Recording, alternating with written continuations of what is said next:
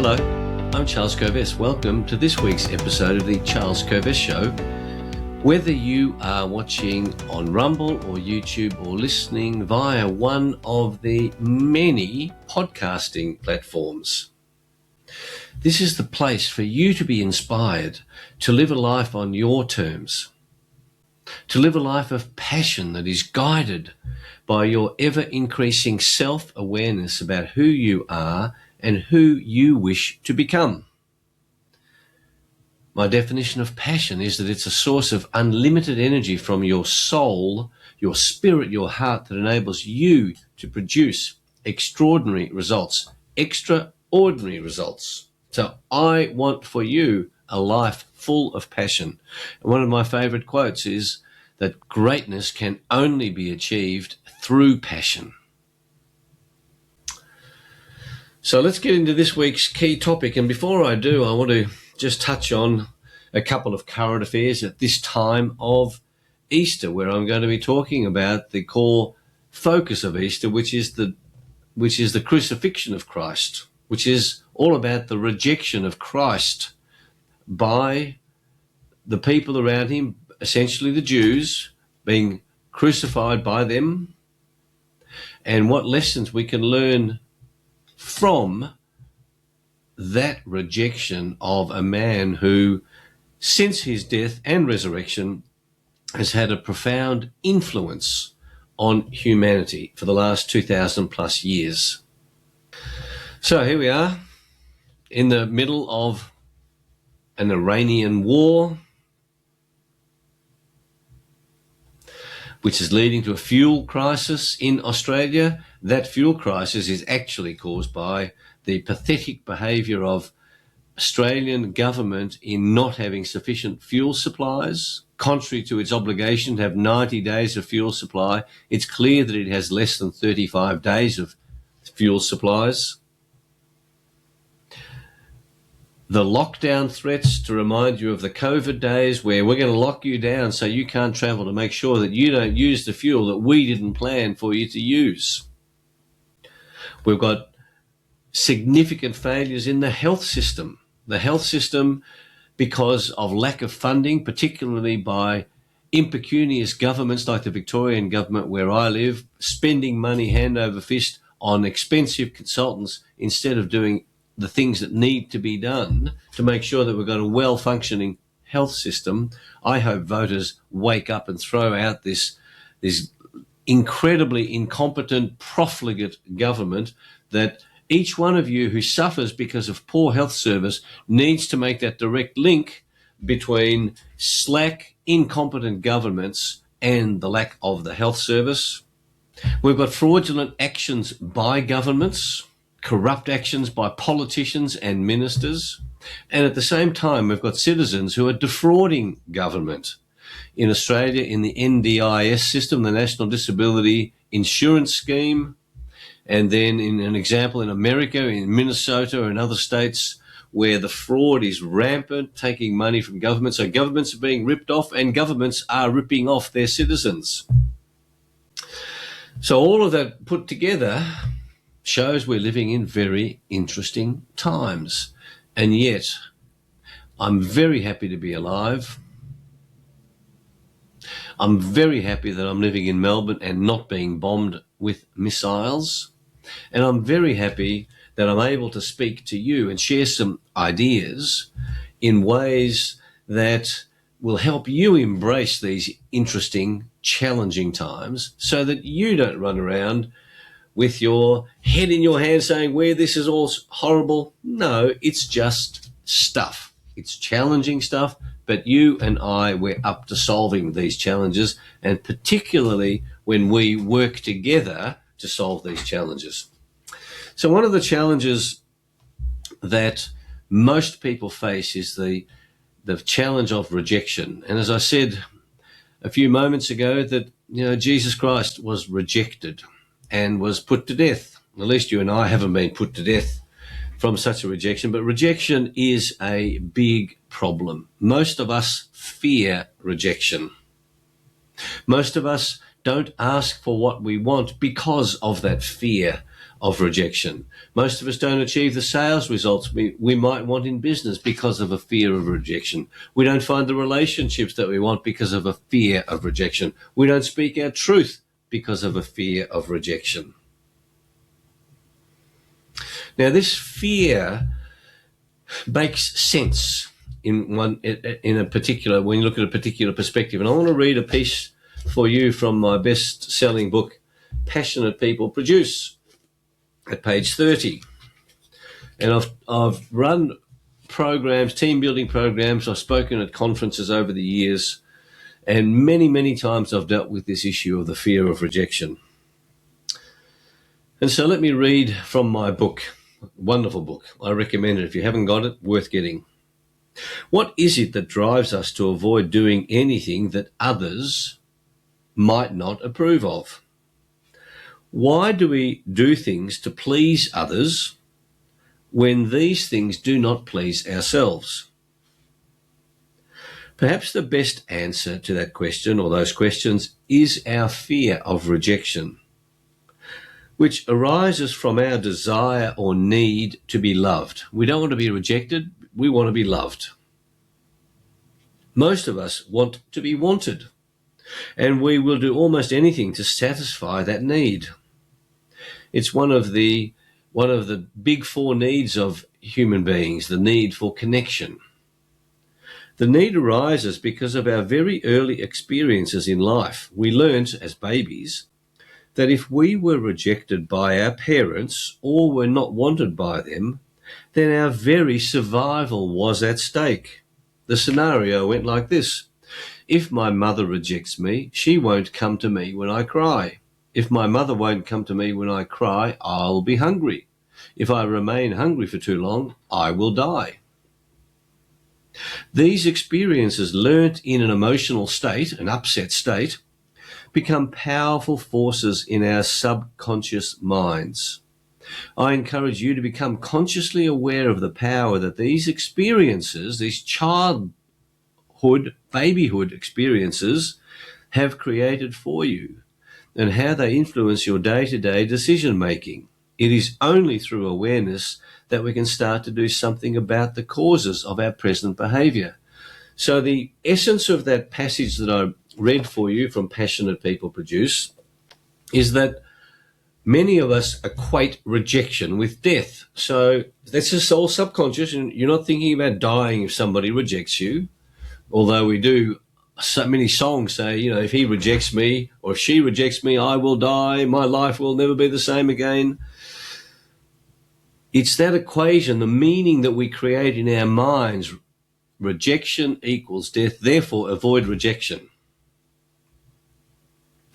The problem is that if you avoid rejection, you will achieve nothing of greatness. That's the message.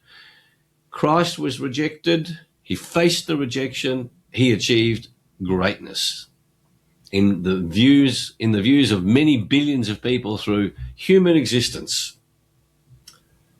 The proposition I put to you is this: all achievers face significant rejection. All achievers face frequent rejection. A recent story in the Australian newspaper of Robert Hilmer, a 38-year-old man from Queensland, who is now worth $970 million, is in Australia's Rich 250 list. His story in the paper is just a constant litany of being clear of what he wanted to achieve and facing rejection time and time and time again. I want you to think of people you admire who have had to face rejection, who have faced it time and time again, or stories that you've been impressed by of people who have faced that rejection. And then I want you to start thinking about what goes on for you when you think about being rejected. I want you to raise your awareness of the equation that is going on in your mind, your conscious mind, or the meaning that you attach to rejection. And I promise you that if rejection is a problem, you can reframe that meaning. Even before you have reframed what rejection means, one of the fastest ways to overcome rejection is to practice being rejected.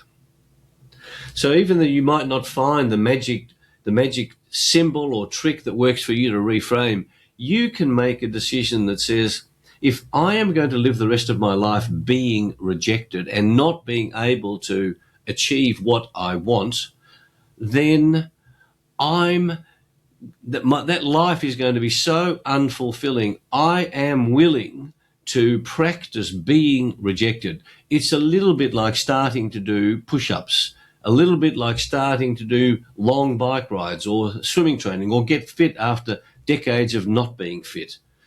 It all starts with work, but it starts preceding that work with the decision that says, I want to overcome this rejection problem. Now, often it makes sense to avoid rejection, and I receive many invitations to events.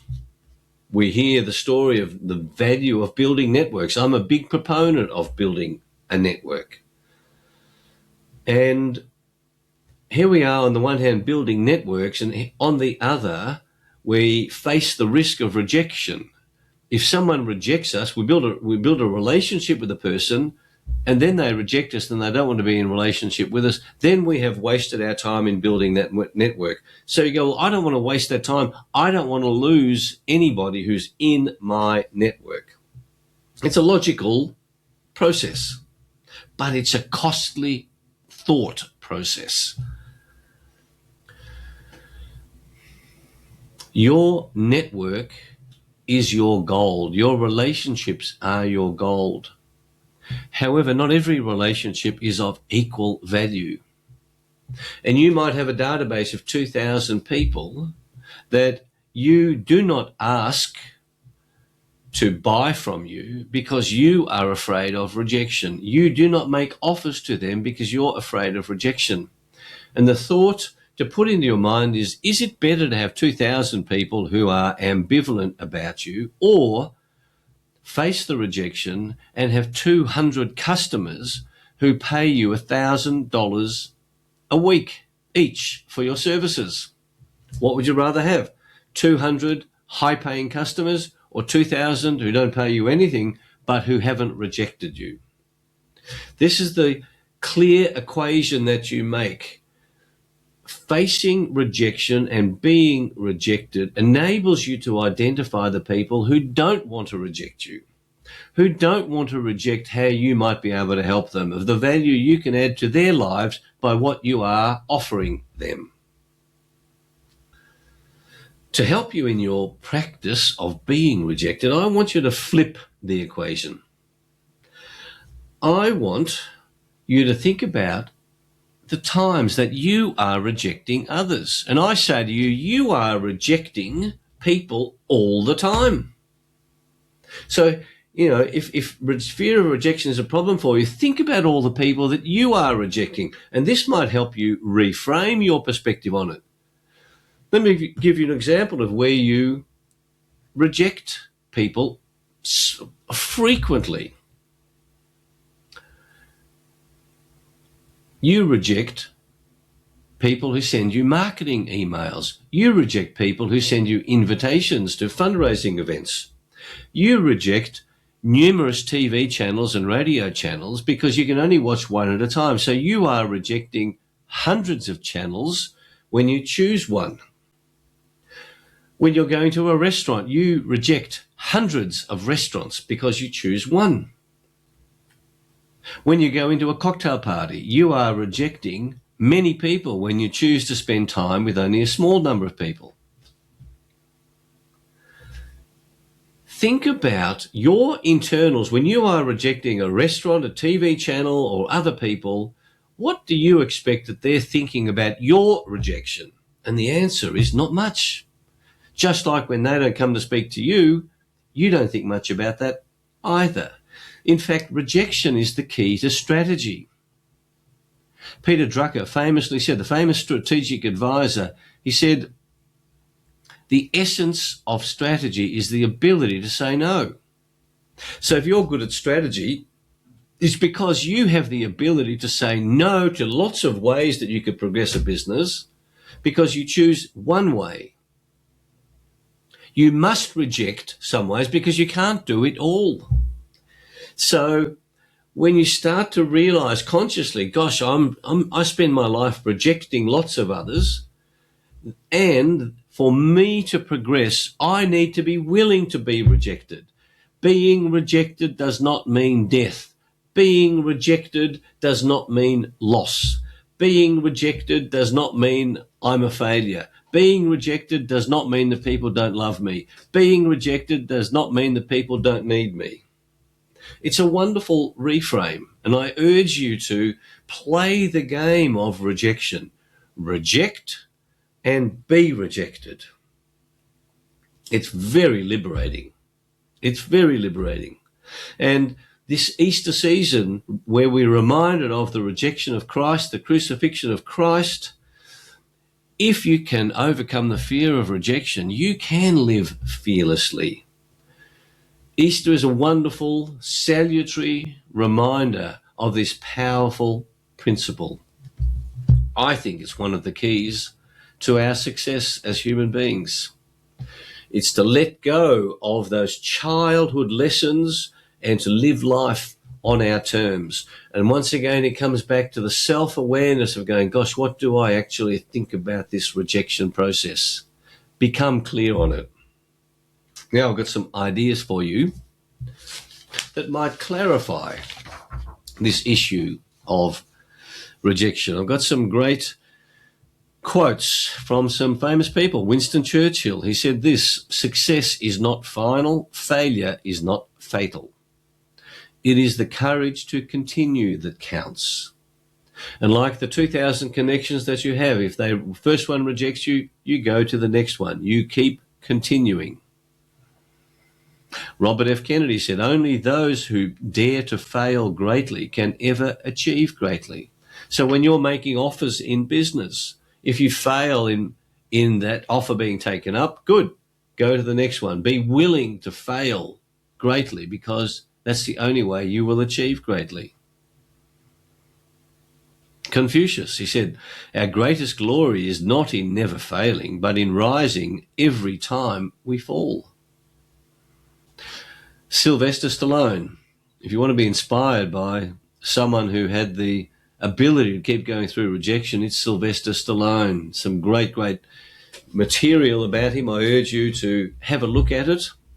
His quote, I take rejection as someone blowing a bugle in my ear to wake me up and get going rather than retreat. I take rejection as someone blowing a bugle in my ear to wake me up and get going rather than retreat. Oprah Winfrey said, every rejection is a redirection. Jennifer Aniston shared the advice that I'm sharing with you today. You have to learn how to take rejection and learn how to get back up. And one of the ways to do that is, how do you learn that? Is to read biographies of particularly actors and actresses who have been rejected so many times. There's so many amazing stories of actors being rejected, and Sylvester Stallone, of course, is one of them, who then who experienced that rejection and kept going. I hope these quotes excite you about the value to you of overcoming the fear of rejection. And then I found, some funny quotes on rejection. Rejection is just the universe's polite way of saying, hey, hold my beer, I've got something way better coming. Isn't that a lovely idea? Rejection means the universe is setting you up for a better deal. And this one, rejection doesn't mean you're not good enough. It just means the other person has terrible taste. And honestly, I'm starting to take that as a compliment. When you start to take rejection or interpret rejection, create the meaning in your life that the person to whom you're speaking has terrible taste, it suddenly becomes a wonderful game to play. And indeed, that's how I prefer to live life, as a game. Embrace this game, this gift of life that we've been given, and you will bounce through the day regardless of how many times you are rejected. So be willing to be rejected, live fearlessly, and if you want the quintessential example of rejection, look at Christ and you look at what he achieved through his death. So I hope today's show makes a beneficial difference to your life, a life that I believe is meant to be all that you are uniquely capable of making of it. If you're new to the show, check the show notes. Check the link to our foundational principles in those show notes, more details about my biography, and also the link to my website, charlescovest.com, where there is a stack of resources and wonderful information that I think will be of great value to you in your journey. Please subscribe to the show and share it with your friends, associates, relatives. It won't cost you anything except the risks of greater passion, greater awareness, and a greater enjoyment of your life. Again, thanks for watching or listening. Have a wonderful week. Embrace rejection. Learn from rejection. Raise your awareness around rejection. And I look forward to seeing you soon. Bye for now.